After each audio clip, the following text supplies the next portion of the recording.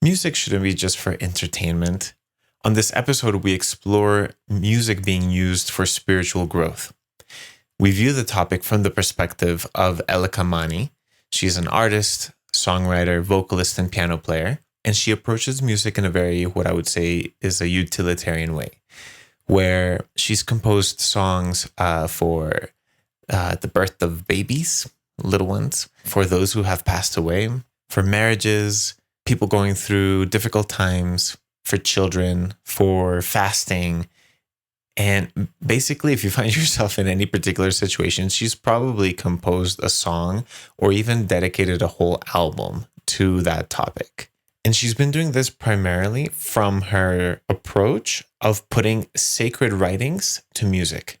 And also, one of my favorite parts of this episode is we spend a good bit of time talking about some good habits that she's developed, such as orderliness, how she sets goals and deadlines and tasks and checklists, and her daily routine where she incorporates meditation and prayer. And it's really inspiring. So get ready to take notes, especially during that part. I think there's a lot to learn. When my uncle was in the last days of his life, he was unwell and he was in hospital. So I decided to go to the piano in my studio and I pressed the record button. And as I thought of him, I played what spontaneously came to my heart on the piano. After I completed this spontaneous piano composition, I heard from my cousin that my uncle had passed away the moment that I was composing this piece for him. Welcome to the One Planet Music Podcast, where we explore the role of music in an ever-changing world. As a listener, you'll gain motivation, inspiration, and practical knowledge from fellow musicians and music professionals who are making an effort to perfect their craft while having meaningful impact. I'm your host, Daniel Rinaldi.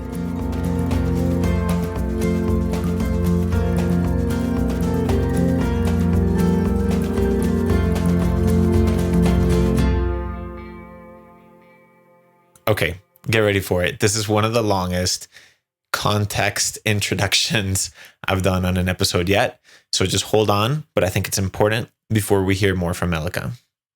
I want to share with you that I actually got to produce one of her albums in 2019. And the reason I wanted to bring her on the podcast is because I learned so much from her in her approach to her music, her craft, and how she is able to organize herself to just deliver quality music and content to her listeners on a regular basis.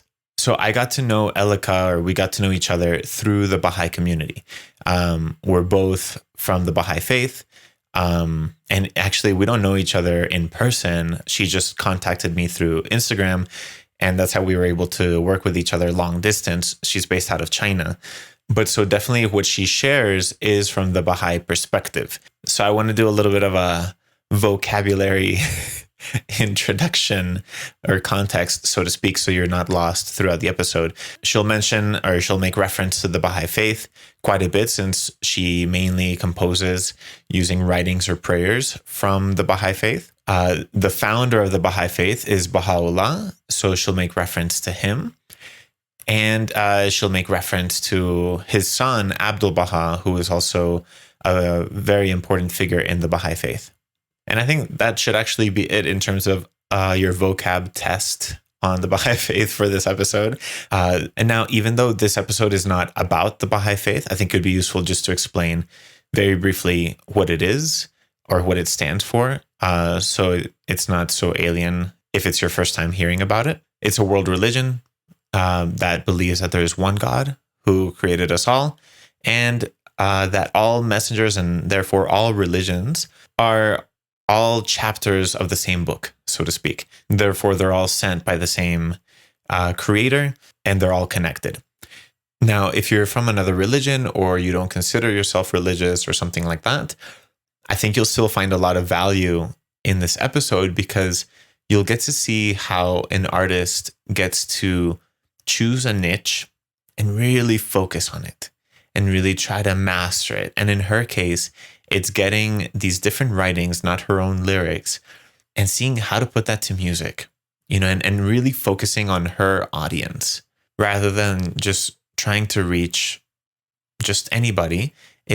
She's trying to reach people who are thirsty to listen to these words, and particularly in a melodic way that will touch their souls and touch their hearts. We're going to start off looking at some of her bio background.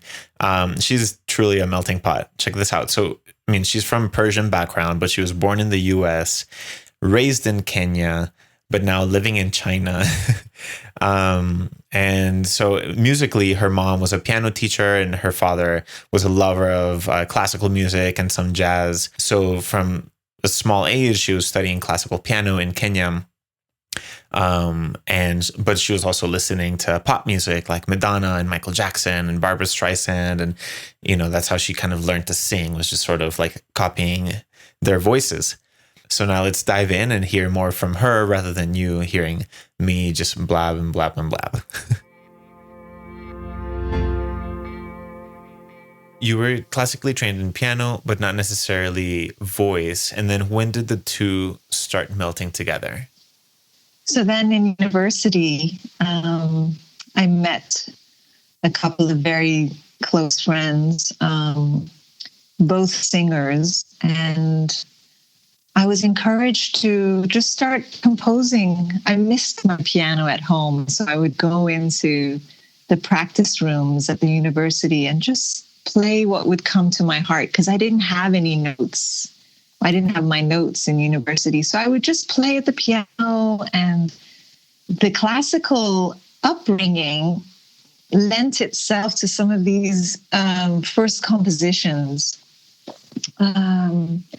So we started performing some of those first compositions at different Baha'i gatherings, prayer gatherings that the Baha'i community would hold. And my friend and I would sing. And little by little, friends would ask for recordings of these. And that's really how the recording of the albums all started. So you started composing very early on, and in those early stages of your compositions, what would inspire you to compose? I think the joy that it brought me is what inspired the compositions, I think, and singing the word of God. So I would find some short meditational passages that Baha'u'llah wrote called the Hidden Words.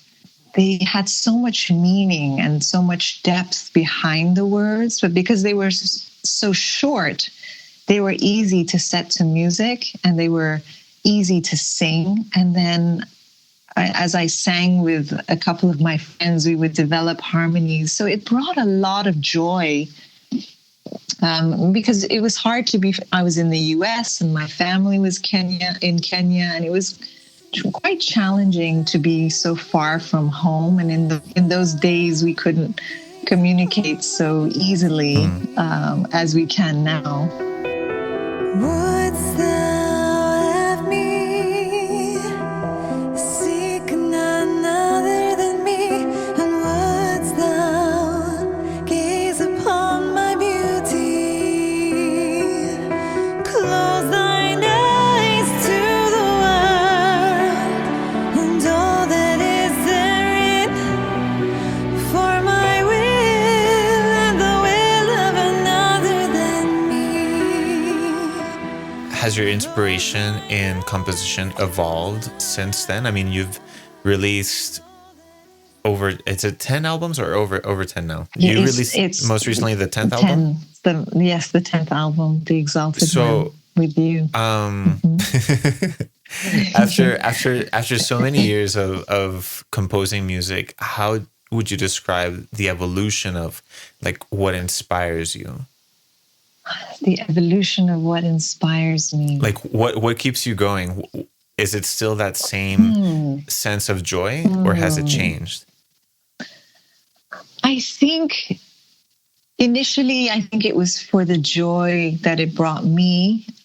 But as time has evolved, I see how friends around the world have shared how it has uplifted their lives in different ways.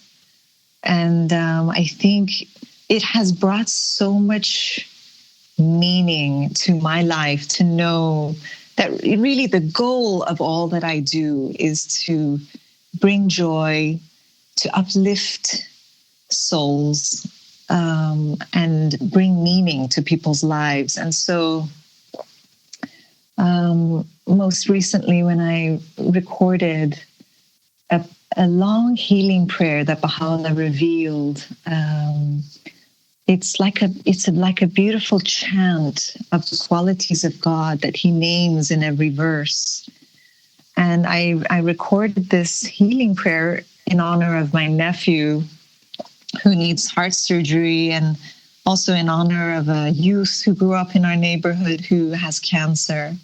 And just to be able to release it at a time where it is so needed in the world. I think everybody now is facing such hardship. So yeah, I feel like I've been guided to really be an instrument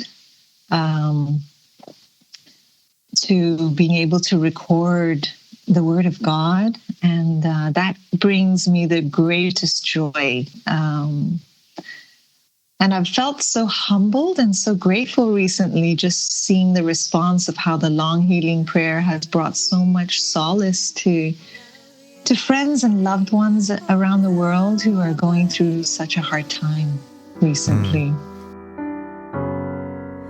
I call on thee, O perfecting one, O unfettered one, O bountiful one, thou the sufficing, thou the healing, thou the abiding, O thou abiding one.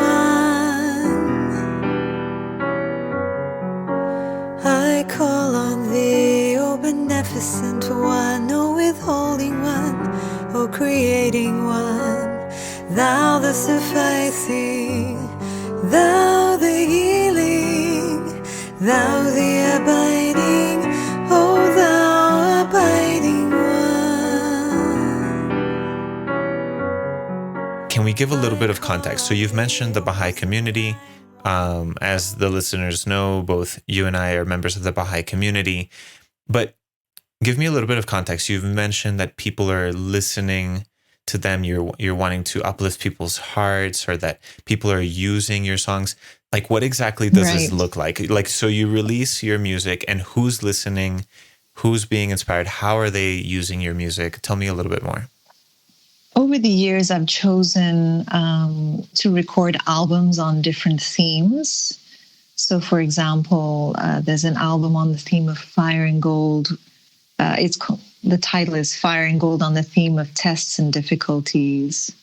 There's an album called Infinite Bounty on the theme of detachment. And I choose writings from the Bahá'í Faith on these themes to bring joy and solace to friends. Baha'is use them in their communities for different activities they may have. For example, weekly devotional prayer gatherings that they have and invite their friends to on different themes. They have a 19-day feasts, they call them, where the community comes together to pray and consult. And then they have a social portion at the end of those gatherings. And friends have been using some of my music for those gatherings. Mm-hmm. They have used them for memorials because there's, for example, a prayer for the departed. There's also a piano album of instrumental pieces. The album is called Glimmerings. And that has been used for meditation, for prayer gatherings, and different community gatherings that are happening. From what I can hear then, and also from what I've learned about you, is that a lot of your songs have this very much, I guess, utilitarian aspect. Like there's sort of a very specific purpose. Like you've mentioned, maybe it's for the passing of a loved one, a birth, marriage, for healing, right? And all of these are coming from the Baha'i writings. When do you ever get to write with your own lyrics as well? Yes. There was an album that I recorded called Edge of Forever. And that album, we were basically experimenting to see what it would feel like to use our own lyrics. But the words were inspired by the writings, the Baha'i writings. So we wanted it to be uplifting. But I found that even though I enjoyed experimenting on that particular album, I find that there's a difference when I actually use specifically the Baha'i writings, the quotations that Baha'u'llah, the founder of the Bahá'í Faith, wrote, or his son Abdul Baha. They have a certain power and a depth that I really feel penetrate the soul. And I personally feel them on a very different level when I set them to music. So I didn't feel the sense of satisfaction after I released Edge of Forever, even though I had so much fun. There were different genres on that album. There's new age, there's pop, there's a little rock. Nice. We really went all out on that album and had so much fun. But I felt I needed to come back to what I enjoy most, which is setting the Baha'i writings to music.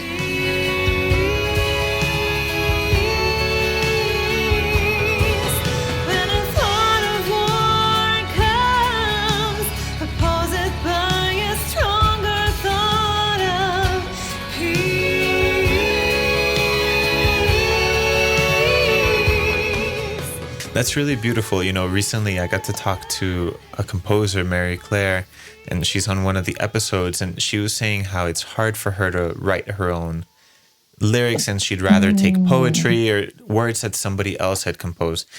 And I'm sensing a similar trend here from you. And I guess when you compose music for words that have already been written, and in this case, from the Baha'i writings, how do you define, in a sense, where that song came from? Because partially the words came from somewhere else, not from you, but then these melodies and these rhythms came from you. How would you describe that sort of relationship or collaboration, so to speak? It's a very mystical experience. And sometimes, I hear what your friend mentioned about when you work with your own lyrics. It was very challenging actually to come up with our own lyrics, but using the Baha'i writings, it's almost like you have this plate of gold in front of you, and you have to think, what are you going to do to try to embellish it or to bring it, to share it with others? How can you do it in the most dignified way? And it's almost a challenge because these words are so sacred to me that I have to be very careful with how I compose it so that the words are at the forefront and not the music. So even though it's tempted to make the music more important, I often have to remind myself, no, let's craft something beautiful around the words. So the words come first, and then usually the melody will unfold as I focus on the words. I don't know if that makes sense. I remember that was a challenge when you and I were working on the album, The Exalted One. I kept adding all these instruments. And you're like, no. The vocals, no, more volume on the vocals, please. I can't hear the words. It's hard. And it's true. It's true. It loses its power if you can't understand the words. Well, and it's easy to get carried away with the melody because I love harmonies. I love coming up with different harmonies and getting carried away. And sometimes I have to remind myself to strip it down, because we do want people to feel carried away with the melody. And so how do we balance the music with the beauty and the power of the words? And also, like, how do you even, like, something that because I'm not much of a composer for lyrical content, but the Baha'i writings, I mean, it's not like they were written to be meant to be put to song. So therefore, it's not like there's a meter per se or rhyme, or these elements that are usually in lyrics. So how do you even navigate that? Because, you know, some of the words are also very long or complex.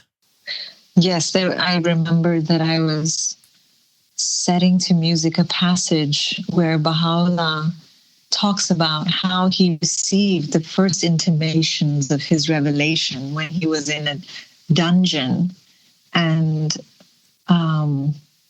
there were words in there like precipitatus itself. And it was, I remember thinking, I knew that I had to set this passage to music because we were going to memorize it. We were doing a Baha'i study circle where a group is formed and we study certain passages on different themes. And this was about the history of the Bahá'í Faith. And we were asked to memorize this quotation. And I thought the only way I can do that is to set it to music. And these words came up. I honestly feel like in those moments I was guided. And that's what I mean, where we are really used as these instruments for inspiration to pass through. And the more we let go of trying to control what it should be, that's when the real magic happens that can really work through us. It's a very beautiful and mystical experience. And those are really the moments of elation and exhilaration that I feel when composing and setting these beautiful writings to music.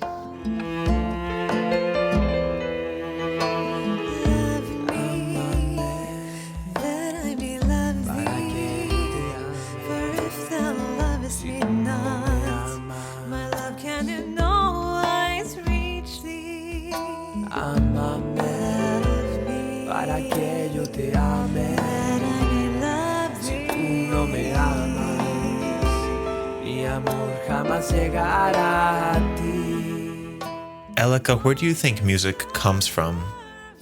I love your difficult questions, Daniel.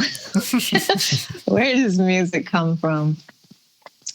I think I must tell you a story because it reminds me, when you ask me that question, there have been a few occasions where I've had the bounty of composing music spontaneously. So when you ask where does it come from, I'll tell you a story of when my uncle was in the last days of his life. He was unwell and he was in hospital. And my father wrote to me that these are probably the last day that he will be alive, the last few hours. So keep him in your prayers. So I decided to go to the piano in my studio and I pressed the record button and I thought of my uncle and the beautiful qualities of gentleness, humility, and love that he exemplified in his life. And as I thought of him, I played what spontaneously came to my heart on the piano.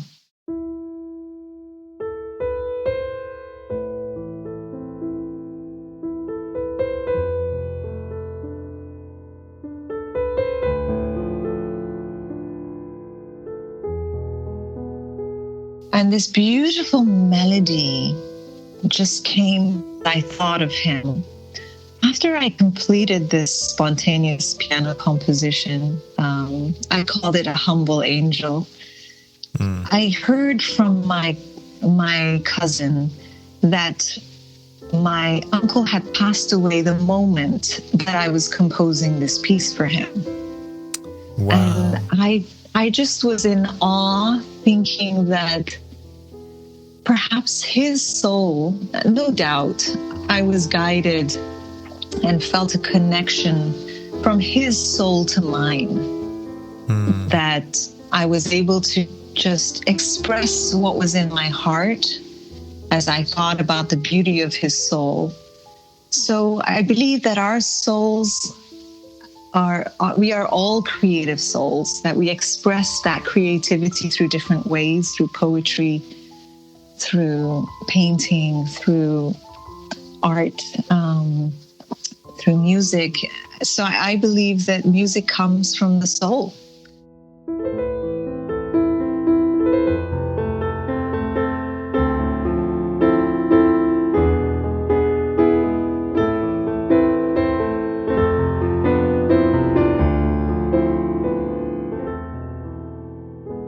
Now, I want to tie that back into what you were mentioning earlier about a healing prayer that you put to music and how it's touched many people. So now that you've described that, you feel music comes from the soul, or it can come from the soul. How do you think that ties then as to like the power that it has to heal? You know, if so many people have reacted so positively to your song for healing, and it's come during a very critical moment right now, this pandemic that we're dealing with, and you're right in the epicenter of it. I guess no longer the epicenter, but in China. Yeah. What connection is there between the song that you're composing and somebody who you don't even know that is listening to it and using it as a means for healing? This particular prayer, the long healing prayer that I set to music, Baha'u'llah talks about that it has a special power.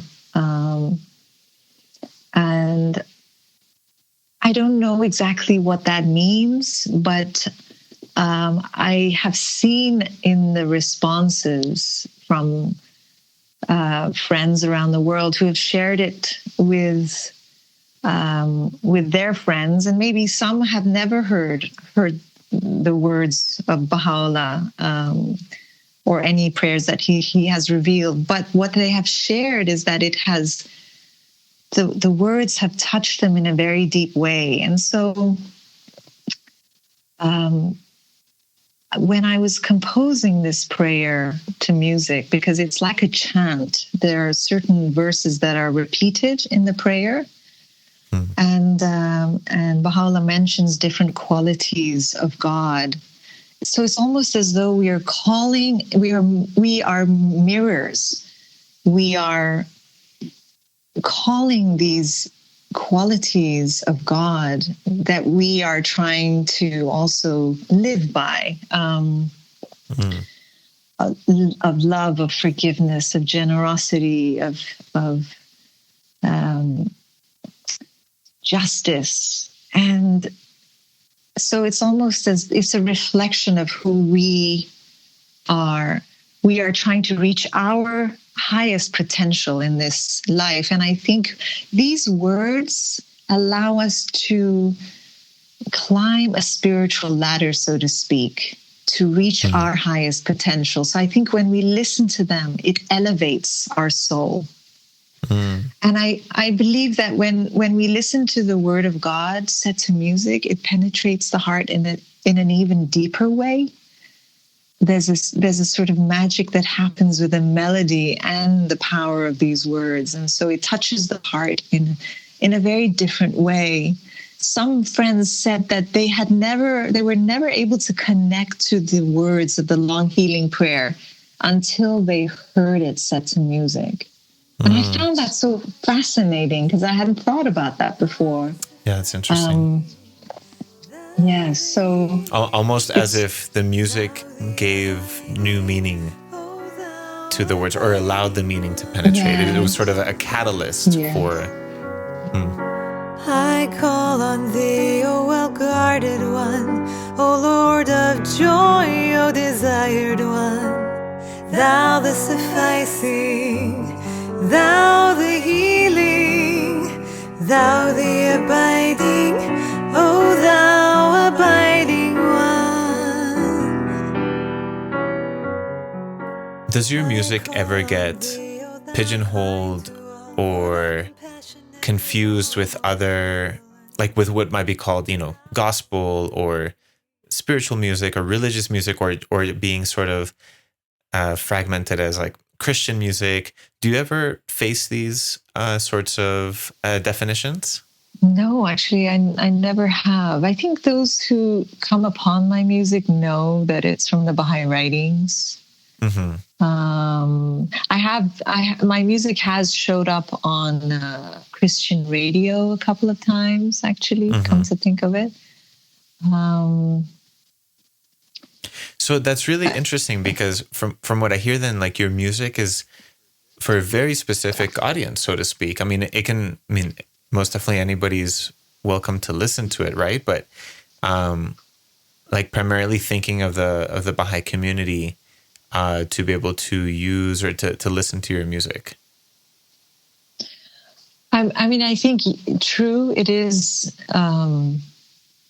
specific to, because it's from the Baha'i writings, but I have never wanted it to feel that it is only for a Baha'i audience. In fact, sure. The reason I released Fire and Gold, the album on the theme of tests and difficulties, is because I wanted to think of a theme that we all face in life, that every human being on earth has challenges that they have to overcome in life. Every human being has to overcome being attached to certain things, which is why Infinite Bounty, the follow-up album on the theme of detachment. So I try to pick themes that are relatable to everyone. And the marriage album also, I picked quotations not only from the Baha'i writings, but there's a particular song in there that is from a Navajo Apache wedding blessing, plus a poem by Henri Matisse, a French poet, and a quotation from Abdu'l-Baha, the son of Baha'u'llah, on the theme of marriage. I integrated those three quotes in one song because I wanted it to be accessible to everyone. That from the union of these two seas of love, a wave of tenderness may surge and cast the pearls of pure and goodly issue on the shore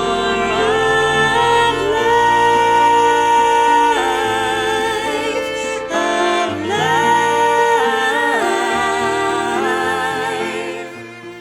I want to veer off a little bit and talk about some practical things. Sure. Now, you've been doing this for many years. You've been playing music, you've been composing, performing, recording albums. You've traveled the world. To what extent have you been able to make a living with your music, with your art? So I'm able to cover the costs of my albums. I think because the audience who listens to my music is still quite small, I wouldn't say that I would be able to make a living off of it. But I'm happy to say that I have now found ways of covering the costs of my albums. And sometimes it used to take 4 to 5 years to cover the costs. Oh, wow. There's still some albums that I haven't covered the costs for. Most I have. And back in the day when CDs were popular, it was quite easy to sell the albums. But now everything is digital. It's a whole new ball game with streaming and but I was telling my husband this morning, because he was saying for the next album, just do digital. Don't do anything with no physical CDs. And I said, I agree, maybe no CDs. I'm still thinking about it, although there's still a number of friends of mine who are asking for CDs still. Right.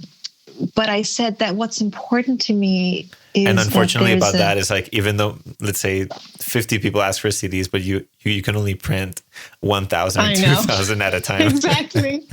Exactly. So, but what's important is the art that comes with the music. So I'd love to be able to package it in a way that it can be given as a gift, that there's a beauty.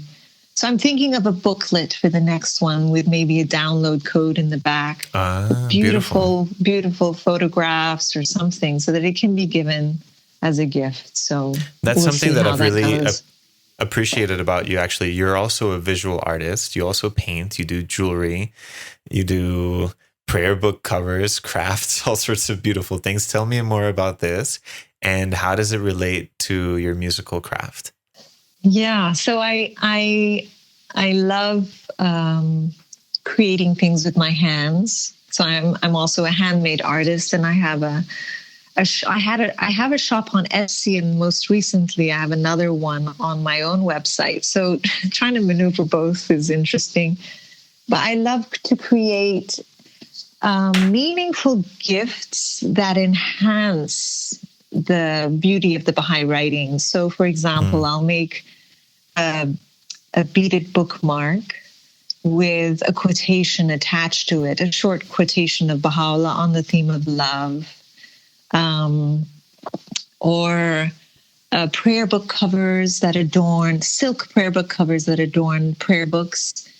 I just feel that being able to touch a prayer book with silk, it's a physical experience as well as a spiritual one. And because beauty is a quality of God that we can emulate, I know that it touches my soul when something is beautiful. And so I feel that it can also uplift other souls. So most of the things on my shop are created to bring out the beauty of the Word of God in some way. Finds and shall find me unafraid. It matters not how straight the gate, how charged with punishments the scroll. I am the master of my fate. I am the captain of my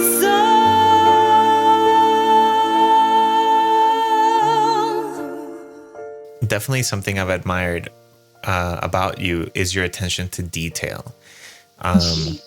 When we were, when we were working on the album, to the album cover, but more specifically in your everyday life. I mean, you're so orderly and organized and punctual. Tell me, what are some of these like good habits or routines that you've been able to establish over the years that have allowed you to be creative? That's a great question. I wasn't always this way. I think I have a love of organizing, and I've found that sense of orderliness is so important in every aspect of my life, so that I can feel that I'm accomplishing what I need to do, and I think setting goals and deadlines, which is probably the reason why I've been able to release 10 albums, because I think without that sense of organization and goals, I think it's very difficult. It's very easy to get carried away or distracted. And so some of the things that I do lately, actually, I've been thinking about some of the processes to like a morning routine. And I've also studied a lot of what other people do to stay organized and orderly. So I studied about organization. How do you study organization? So, for example, you may have heard of the KonMari method with this lovely lady in Japan. I read her book, and I've actually. And she has a show on Netflix now, right? Yes, so I watched the show on Netflix. I also organized elements in my home the way that she talks about it, and you have to fold your clothes with joy and be thankful for every shirt and underwear that you wear. I mean, there's definitely. I think what it does is it's about joy in essence. Yeah. What sparks joy, and there's a spiritual meaning. You know, there's a spirit to what she talks about. Yep. It's not about just decluttering your life, and it's kind of it's spread to different elements in my life. So in the room that in my little office, I really only keep things or books that I can look at that bring me joy, because otherwise it takes away from my focus if there are too many things or if they're just lying around. So I need an environment that is stimulating, that is beautiful to look at, to be surrounded by joy and beauty. Ye are even as the bird which soareth with the full force of its mighty wings, and with complete and joyous confidence through the immensity of the heavens.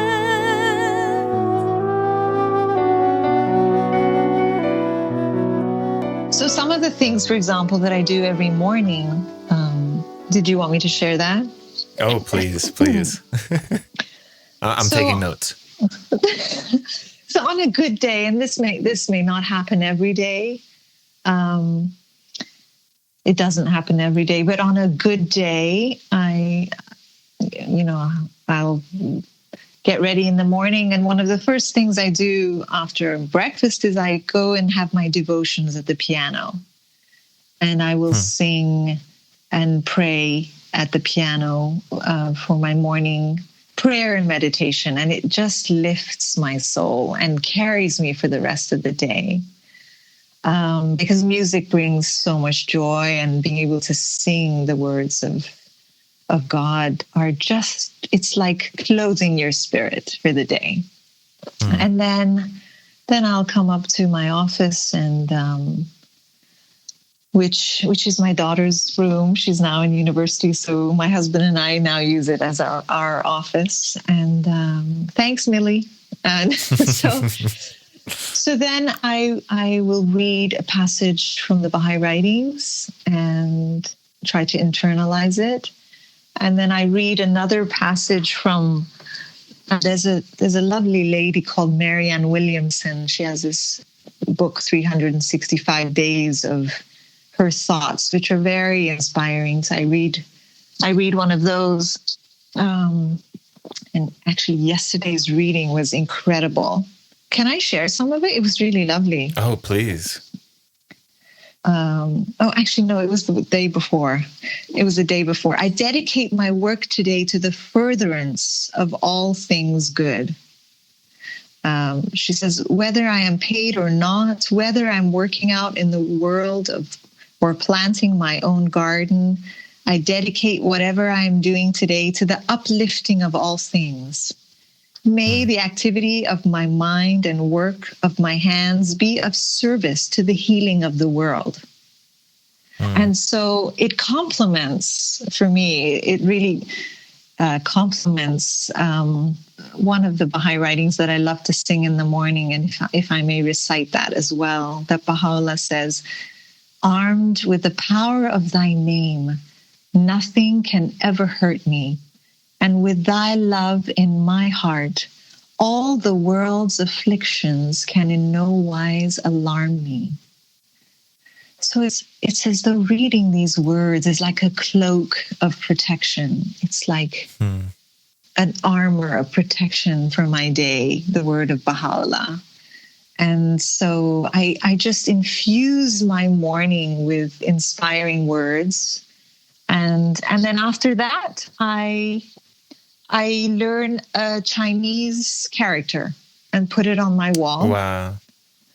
And because I'm trying to learn to read, and you need about 3,000 words to read Chinese newspapers. So I'm working. I'm on my 54th character today. Okay, got it. Still a long way to go. Little by little. I was going to say almost there, but no, not quite. Not quite. A long way to go. But it's the discipline. It's like this.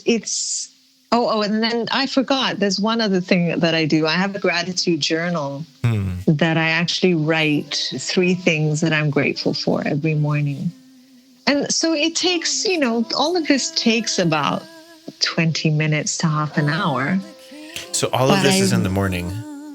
All of this is in the morning. And graciously aid her that she may remain firm and steadfast in thy cause, and that she may, even as a nightingale of the rose garden of mysteries, warble melodies in the Abha kingdom.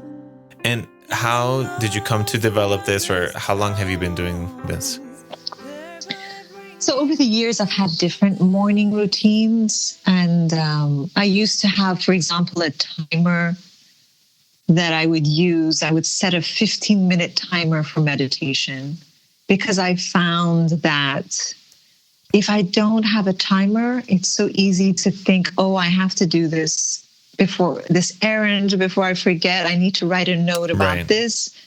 And this was just a way of sort of shutting off everything around me.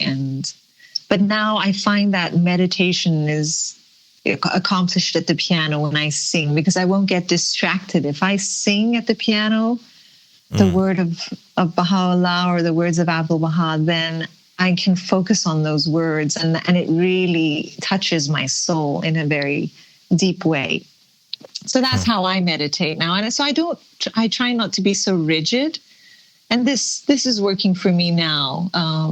And I'll go through different phases. Maybe, at another time, something else will work for me. But I try to be flexible in the discipline, if that makes sense. And I find that those days that I am able to be disciplined in some form of a morning routine, and then I also write the list of things I need to do that day. After all of the inspiration, then I actually have a to-do list for that day that I write out and that I can check off, so that I can feel by the end of the day that I've accomplished those priority items that I need to get through. Speaking of to-do lists, some of your albums are like twin albums, or they sort of go together. Do you ever plan out your albums? Oh, sorry. Can you hear me, Elika? I can hear you, yeah. Some of your albums are like double albums or twin, there's a relationship between the two.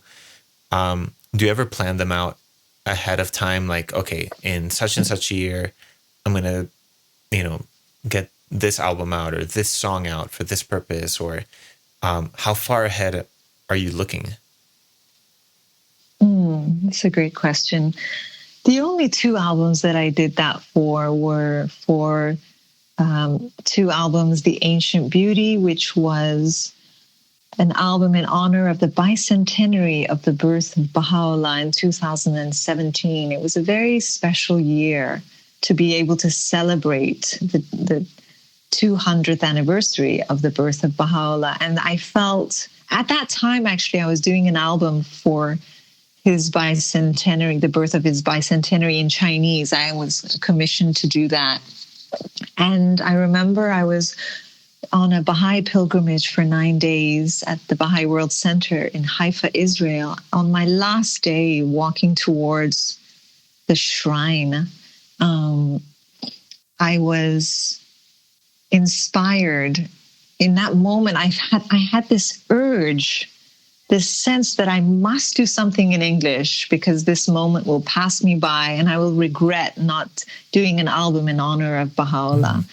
And so for the first time, I was doing 2 albums at the same time, which is really challenging. Just one album on its own takes a couple of years sometimes. And then to try to do 2, and I only had about 6 months left for releasing this particular album in English. And I thought, this is ridiculous. This is crazy. How am I going to do this? And I thought, you just have to find a way. And so I managed. It was hard. It was very challenging, but I did it. And then the follow-up album, The Exalted One, which I had the privilege of working with you, I had planned that I would do these 2 albums. This one was in honor of the bicentenary of the birth of the Ba, of the Exalted One. So those felt like they were complementary, and the art for both of them was similar. But other than those 2 albums, which I really felt an urgency to do, and I'm so grateful that I managed to complete them in a timely way, and the support for them was phenomenal. I was really moved at the response of those 2 albums, but also the cover. They were gold laser cut covers. I mean, they were very, very special. I don't think, and I'm actually looking at one as we speak. I wish we could show everyone. I have to tell you a story. Well, I mean, I'll have a link in the podcast description so that people can go to see the details of the album. But the other day, my daughter walked into my studio and she saw the album cover. I mean, she had seen it before, but this was just like a few days ago. She saw it again and she's like, "Oh, Papi, can I please have this? Can I just keep it?" Because she has her own little CD player in her room where she plays like CDs and stories. And she just looked at it, she's like, "Oh, please." And I had to explain why she couldn't, because it was my only copy. And it was such a special album. The thing is, her little brother, 4-year-old, sometimes comes in, gets a CD and plays with it, and so obviously it'll get scratched. So I was like, I can't risk that with this extremely special album.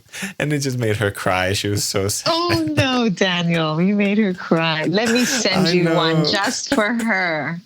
I will send you one just for her birthday or something. Oh, you're so sweet. Thanks. That would make her very happy. Oh, that's sweet.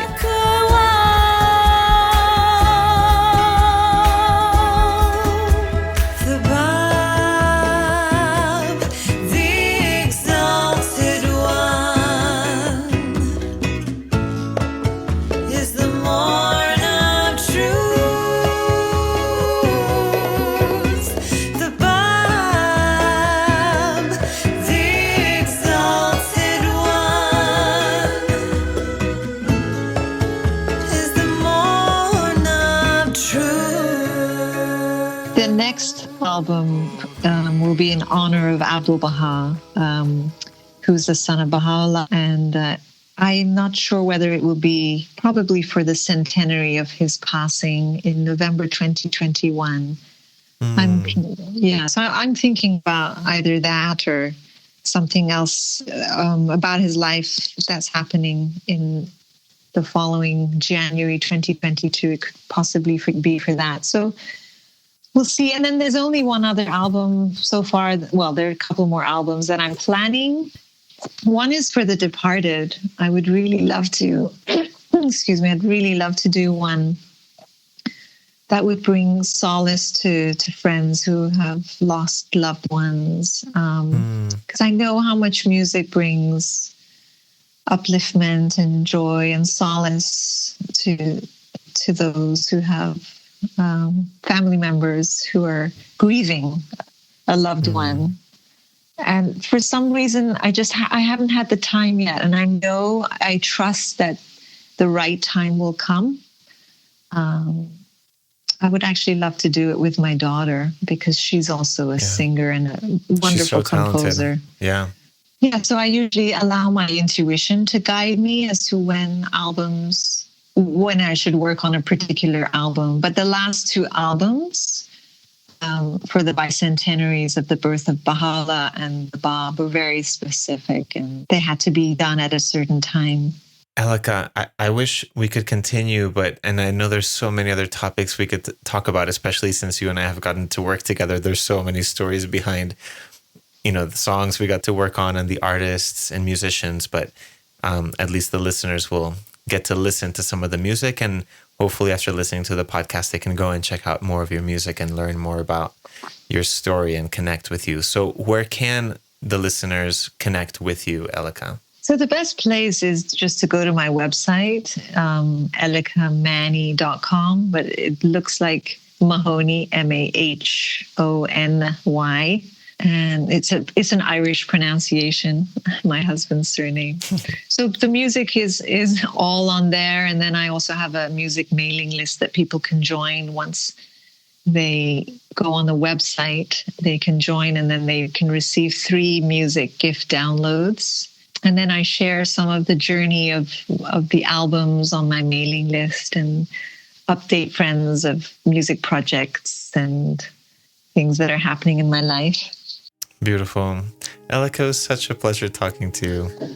Thank you, Daniel, for this. This was a lot of fun. I could talk to you all day, really. It was just such a joy. Okay, sure. Yeah, let's go for it. Let's talk. I mean, all day for you, and it's all night for me. That's true. That was a challenge. Yes, the time difference working with you. Oh, that was the hardest part of that particular project. But such a joy, really, and a pleasure working with you, Daniel.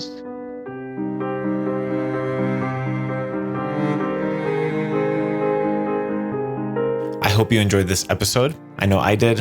I'm going to be trying to implement some of the things I learned from her. If you liked it, please leave a review and a rating on Apple Podcasts or whatever other podcast app you're using.